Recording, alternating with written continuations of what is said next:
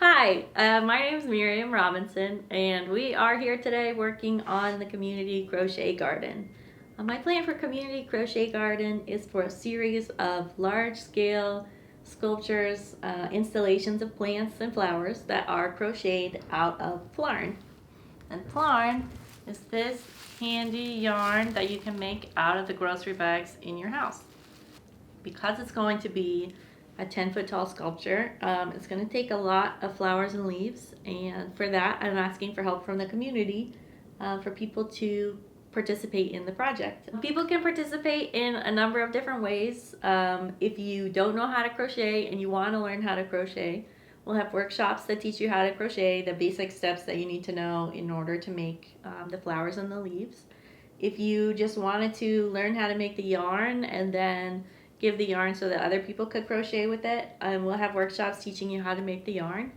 And for people who have learned how to crochet or already know how to crochet and they have the Plarn, then they can make the leaves and flowers through other workshops that we have.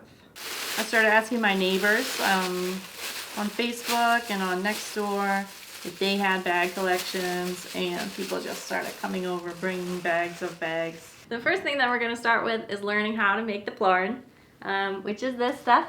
You're going to start out with your bags of bags like this, because I know that you have them under your sink, and you're going to take these and you're going to turn it into a yarn that you can use to crochet for this project.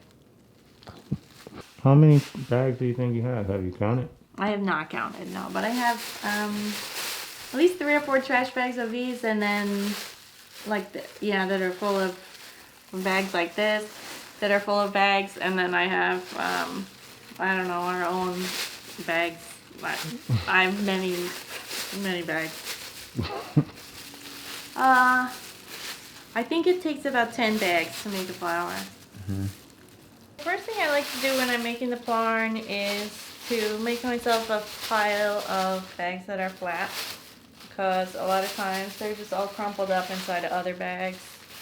And so there's usually some flat parts on the bottom, and you can sort of like pull the handle and this flat part to straighten it out.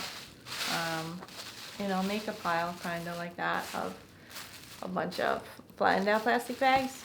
And then I can take the bags and I'll fold them in half like a hot dog, and then I'll fold them in half again, and then I'll fold them in half the other way, and that gives me the top and the bottom seam at the same place. So I can make a cut there with the scissors, and it'll cut off both of the ends. And so I'll sort of set up a bunch of those. Then I'll sort of line it up so that the end of the bags are together, and I can make a cut that will cut off the handles and the bottom of the bags like that. And I'll take those out of here so they don't get confused. And then I'll cut these into strips that are about 1 inch wide. Could be a little less than that, but about like that.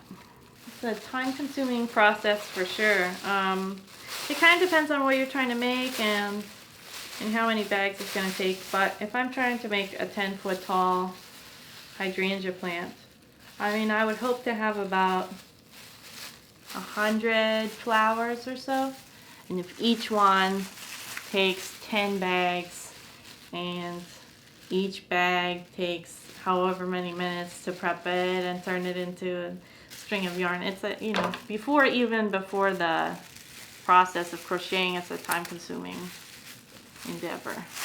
And that is why it makes for a good community project, because we have all these people at home for the holidays with their families, and they're looking for stuff to do. And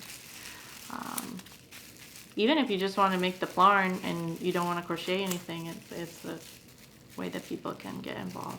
So then we have these pieces that we cut that are all folded up, and I like to take them, a bunch of them, and straighten them out into loops like so. So this one I'll put through that loop, and I'll bring one side through like that. Just over and over again until you get a really long chain.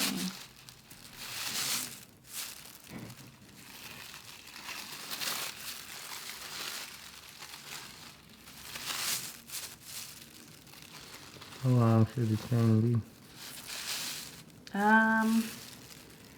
Really long.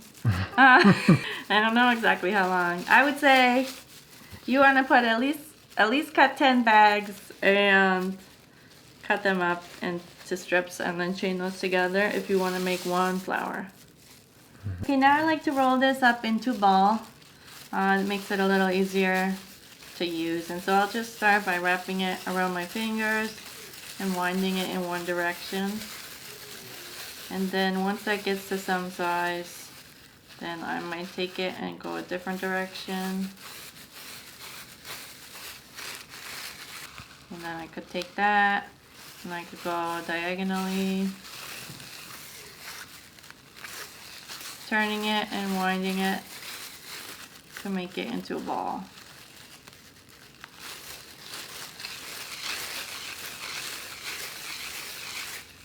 And now you have a ball of Plarn. Okay, great job everybody. We just took our bags of bags from under our sink and we turned it into this glorious ball of yarn that you can use to start crocheting. So our next class is going to be basic crochet steps, the stitches that you need to know in order to make the leaves and petals of the flowers.